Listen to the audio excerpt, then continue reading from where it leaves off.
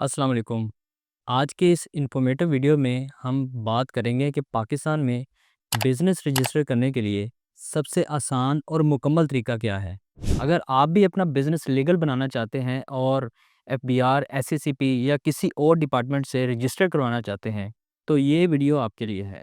अक्सर लोगों को लगता है कि पाकिस्तान में बिज़नेस रजिस्टर करवाना एक बहुत मुश्किल काम है, लेकिन अगर आपको सही तरीका मालूम हो, तो ये सिर्फ़ कुछ स्टेप्स हैं। और ये बहुत आसान स्टेप्स हैं। अगर आप इनको समझ लेते हैं तो आपके लिए बिज़नेस रजिस्ट्रेशन बहुत ईज़ी हो जाएगी। तो चलिए बिना टाइम ज़ाया किए मैं आपको तरीका बताता हूँ। सबसे पहले ये समझ लें कि आपके पास कौन-कौन सी ऐसी चीज़ें हैं जो बिज़नेस रजिस्ट्रेशन करने से पहले होनी चाहिए। सबसे पहला आपका सीएनआईसी होना चाहिए जो कि वैलिड हो, एक्सपायर ना हो। अगर आपका एक्सपायर हो चुका है सीएनआईसी तो आप उसको रिन्यू करवा लें, क्योंकि वैलिड सीएनआईसी ही एक्सेप्ट होगा जब भी आप बिज़नेस रजिस्टर करवाएँगे। तो अगर आपका सीएनआईसी एक्सपायर होगा तो आपकी रजिस्ट्रेशन रिजेक्ट हो जाएगी। अगर आप फॉरेनर हैं तो आपका पासपोर्ट होना चाहिए जो कि वैलिड होना चाहिए। दूसरी रिक्वायरमेंट ये है कि आपका मोबाइल नंबर आपके नाम पे रजिस्टर्ड होना चाहिए। तीसरे नंबर पे आपके पास ईमेल एड्रेस होना चाहिए। चौथे नंबर पे बिज़नेस नेम कोई आप यूनिक सेलेक्ट करेंगे जो ऑलरेडी किसी के नाम पे रजिस्टर्ड ना हो। और इसके बाद फिर आपका बिज़नेस एड्रेस और एंड पे बिज़नेस नेचर, जिसमें आपने ये देखना है कि आप गुड्स का बिज़नेस कर रहे हैं या सर्विसेज का, और प्रोडक्ट कौन सी है, टेक्सटाइल है, गारमेंट्स है या खाने पीने की अशिया है। जब ये सारी चीज़ें आप जमा कर लें तो उसके बाद जो नेक्स्ट स्टेप्स है वो आपने डिसाइड करना है कि आपने किस टाइप का बिज़नेस रजिस्टर करवाना है। अपने बिज़नेस नेचर को, अपनी प्रोडक्ट के या सर्विस के नेचर को समझते हुए आपने बिज़नेस की टाइप का इंतखाब करना है। बिज़नेस की टाइप्स कौन-कौन सी हैं? सबसे पहले आ जाती है सोल प्रोप्राइटरशिप, जिसमें सिर्फ एक मालिक होता है, उसमें कोई किसी किस्म का किसी के साथ उसका शेयर नहीं होता। ये सबसे आसान और मशहूर तरीका है। 85% टू 90% लोग जो पाकिस्तान में बिज़नेस कर रहे हैं वो सोल प्रोप्राइटरशिप के तहत कर रहे हैं। नेक्स्ट आ जाता है पार्टनरशिप। जब आप किसी को साथ पार्टनर बनाते हैं बिज़नेस में, उसके साथ प्रॉफिट और लॉस शेयर करते हैं, तो उसको बोलते हैं पार्टनरशिप। इसमें 2 पार्टनर्स भी हो सकते हैं या 2 से ज़्यादा भी हो सकते हैं। सोल प्रोप्राइटर में जब आप अकेले होते हैं तो आप सोल प्रोप्राइटर में होते हैं, और जब आपके साथ कोई पार्टनर शामिल हो जाता है तो ये पार्टनरशिप कहलाती है। तीसरी जो टाइप है बिज़नेस की वो है प्राइवेट लिमिटेड कंपनी। ये एससीसीपी के ज़रिए रजिस्टर्ड होती है और ये एक अलग सेपरेट लीगल एंटिटी होती है। इसको आप डिटेल में समझना चाहते हो तो एंड पे मैं इस वीडियो का लिंक भी दे दूँगा। लेकिन यहाँ पे मैं आपको इन शॉर्ट बता दूँ कि सेपरेट लीगल एंटिटी का मतलब ये होता है कि अगर आप कंपनी चला रहे हैं और खुदा ना खास्ता कंपनी लॉस में चली जाती है, तो आपके जो एसेट्स हैं वो सेव रहेंगे। जो कंपनी के एसेट्स होंगे वहाँ से आपने पेमेंट करनी है जो भी लॉस हुआ है।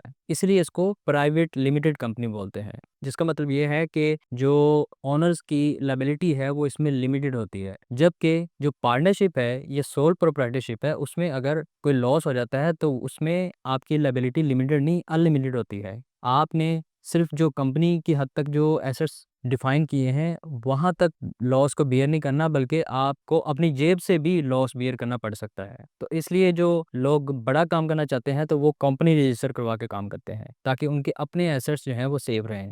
नेक्स्ट जो टाइप है वो लिमिटेड लायबिलिटी पार्टनरशिप है। इसको हाइब्रिड कंपनी भी बोला जाता है, क्योंकि इसमें कंपनी और पार्टनरशिप का मिक्सचर होता है। मेरा आपको मशवरा ये है कि अगर आप स्टार्ट ले रहे हैं और छोटा बिजनेस कर रहे हैं तो आप अगर अकेले हैं तो सोल प्रोप्राइटरशिप रजिस्टर करवाएं। अगर आप पार्टनर्स हैं तो पार्टनरशिप में जाएं। और अगर आप बड़ा काम करना चाहते हैं तो आप प्राइवेट लिमिटेड कंपनी, जिसमें एसएमसी की भी ऑप्शन होती है, आप सिंगल मेंबर भी उसमें रजिस्टर करवा सकते हैं। और अगर आपके साथ पार्टनर्स हैं तो आप प्राइवेट लिमिटेड और एलएलपी का इंतखाब कर सकते हैं। नेक्स्ट आपका स्टेप ये है कि आपने बिजनेस का नाम सेलेक्ट करना है। आपका जो बिजनेस का नाम है वो यूनिक होना चाहिए, जिस पे ऑलरेडी कोई बिजनेस रजिस्टर ना हो। इसको चेक कैसे करना है? अगर आप सोल प्रोप्राइटर रजिस्टर करना चाहते हैं तो एफबीआर की वेबसाइट पे, और अगर कंपनी रजिस्टर करना चाहते हैं तो एससीसीपी यानी कि security exchange commission of Pakistan की वेबसाइट पे जाके इसको चेक करना है। जब आपको ये कंफर्मेशन हो जाए कि इस नाम से कोई और कंपनी या बिजनेस रजिस्टर नहीं है, तो तभी आप बिजनेस की रजिस्ट्रेशन करवाएं, अदरवाइज आपकी एप्लीकेशन रिजेक्ट हो जाएगी। नेक्स्ट स्टेप एनटीएन रजिस्ट्रेशन का है।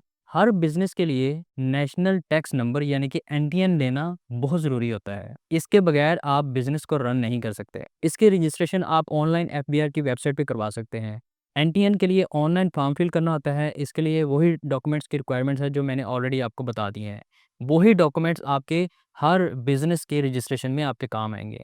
एनटीएन मिलने के बाद आपका बिजनेस ऑफिशियली टैक्स सिस्टम में शामिल हो जाता है। उसके बाद आपने रिक्वायरमेंट्स पूरी करनी होती है जो एफबीआर की होती हैं। और अगर आप कंपनी रजिस्टर करवाने जा रहे हैं तो आपने एसएससीपी में कंपनी को रजिस्टर करवाना है। अगर आप एक प्राइवेट लिमिटेड कंपनी या एलएलपी रजिस्टर कर रहे हैं तो आपको एसएससीपी से रजिस्टर होना होगा। इसका तरीका ये है कि सबसे पहले अपना कंपनी का नाम रिजर्व करवाएं, उसके बाद memorandum and article of association submit करें, देन रजिस्ट्रेशन फ़ी पे कर दें। और अगर एसएससीपी की तरफ से आपकी एप्लीकेशन एक्सेप्ट हो जाती है तो आपको सर्टिफिकेट ऑफ इनकॉर्पोरेशन दे दिया जाता है। अगर उनका कोई एतराज़ हो तो वो आपको एतराज़ लगा के भेजते हैं, फिर आपने उस एतराज़ को दूर करना है, देन आपकी कंपनी रजिस्टर होती है। ये सब प्रोसीजर आप ऑनलाइन भी कर सकते हैं और इसके लिए आप हमारी लीगल सर्विसेज भी हासिल कर सकते हैं। हमारी लीगल सर्विसेज हासिल करने के लिए आप नीचे दिए गए व्हाट्सएप नंबर पे मैसेज करके राब्ता कर सकते हैं।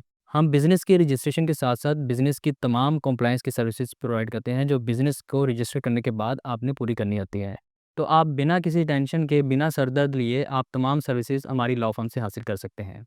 नेक्स्ट स्टेप आ जाता है बिज़नेस बैंक अकाउंट खुलवाना। जब आपका बिज़नेस एफबीआर या एससीसीपी से रजिस्टर हो जाता है, तो उसके बाद आपको बिज़नेस का बैंक अकाउंट खुलवाना होगा। इसके लिए आपने पर्सनली बैंक में जाना है और वहाँ पे जाके आपने अपना एनटीएन या कंपनी की सूरत में इनकॉर्पोरेशन सर्टिफिकेट देना है बैंक को। याद रखें कि अच्छी सर्विस वाले कमर्शियल बैंक का इंतखाब करें और अपनी बिज़नेस ट्रांज़ैक्शन को सिर्फ़ अपने ऑफ़िशियल बैंक अकाउंट से करें। ये आपको ऑडिट और टैक्स इश्यू से बचाएगा। नेक्स्ट स्टेप एक्स्ट्रा लाइसेंसेस और परमिट्स को लेना है। कुछ बिज़नेसेस को एक्स्ट्रा परमिट्स या लाइसेंस की ज़रूरत होती है, जैसे कि सेल टैक्स रजिस्ट्रेशन मीन्स कि अगर आपका टर्नओवर ज़्यादा हो या एफबीआर ने आपको टियर 2 की कैटेगरी में रखा हो, तो आपको सेल टैक्स रजिस्ट्रेशन करवानी ज़रूरी है। या आपने ट्रेड करनी है तो आपको लोकल म्युनिसिपल अथॉरिटी से लाइसेंस लेना होगा, या अगर आप इंपोर्ट एक्सपोर्ट करना चाहते हैं तो आपको पाकिस्तान कस्टम या ट्रेड डेवलपमेंट अथॉरिटी टीडीएपी से लाइसेंस लेना होगा। और अगर आप कोई खाने पीने की अशिया का काम करना चाहते हैं तो उसके लिए आपको फूड अथॉरिटी से रजिस्ट्रेशन यानी कि लाइसेंस लेना होगा। इसी के साथ साथ अगर आप आईटी से रिलेटेड या सॉफ्टवेयर का बिजनेस करना चाहते हैं तो आपको पीएसईबी में रजिस्टर्ड होना फ़ायदेमंद दे सकता है, क्योंकि इसमें आपको टैक्स की बचत भी होगी और इसमें आपके बिज़नेस को काफ़ी ज़्यादा सपोर्ट मिलेगी। नेक्स्ट स्टेप एम्प्लॉयज़ के लिए रजिस्ट्रेशन है। अगर आपके बिज़नेस में 5 से ज़्यादा एम्प्लॉयज़ हैं तो आपको ईओबीआई और सोशल सिक्योरिटी में रजिस्ट्रेशन भी करवाना होगी। और अगर आप अपने एम्प्लॉयज़ को पेंशन भी देना चाहते हैं तो इसके लिए ईओबीआई में यानी कि ओल्ड एज बेनिफिट इंस्टीट्यूशन में भी आपको रजिस्ट्रेशन कराना होगी। और इसके साथ-साथ अगर आप मेडिकल या इंश्योरेंस के बेनिफिट्स अपने एम्प्लॉइज़ को देना चाहते हैं, तो सोशल सिक्योरिटी की रजिस्ट्रेशन करानी होगी। ये गवर्नमेंट की तरफ से रिक्वायरमेंट्स हैं जो आपने हर हाल में पूरी करनी है। नेक्स्ट स्टेप आ जाता है कंप्लायंस और टैक्स फाइलिंग का। आपका काम सिर्फ बिज़नेस को रजिस्टर करना नहीं, बल्कि बिज़नेस को रजिस्टर करने के बाद जो उसकी कंप्लायंस होती है, उनको भी पूरा करना है। जिसमें आपकी टैक्स रिटर्न्स आ जाती हैं, जो आपने एफपीआर को साल बाद अपनी टैक्स रिटर्न्स फाइल करनी है। इसके साथ-साथ अगर आपकी कंपनी है, तो कंपनी के लिए एनुअल रिटर्न्स आपने एसएससीपी को फाइल करनी है और इसी के साथ-साथ ऑडिट और फाइनेंशियल रिकॉर्ड भी मेंटेन करना है। अगर आप ये सारी चीज़ें सही तरह से करेंगे, तो तब ही आपका बिज़नेस सही तरह से चल पाएगा, जिसकी वजह से आपको कोई भी लीगल इश्यू का सामना नहीं करना पड़ेगा। ये था पाकिस्तान में बिज़नेस रजिस्टर करने का कंप्लीट गाइड। अगर आपको ये वीडियो इन्फॉर्मेटिव लगी हो, तो इसको लाइक एंड शेयर करना ना भूलिएगा और अगर आपको कोई सवाल हो, तो कमेंट में ज़रूर पूछ सकते हैं। अगर आपको लीगल कंसल्टेंसी चाहिए या आप बिज़नेस रजिस्टर कराना चाहते हैं, तो आप हमारे व्हाट्सएप नंबर पे मैसेज करके राब्ता कर सकते हैं। अगर आप खुद कंपनी रजिस्टर कराना सीखना चाहते हैं, तो आप इस वीडियो को देख के सीख सकते हैं। इसमें मैंने A to Z complete procedure की डिटेल्स डिस्कस की हैं। तो मिलते हैं अगली वीडियो में। Thanks for watching. See you in the next video. अल्लाह हाफ़िज़।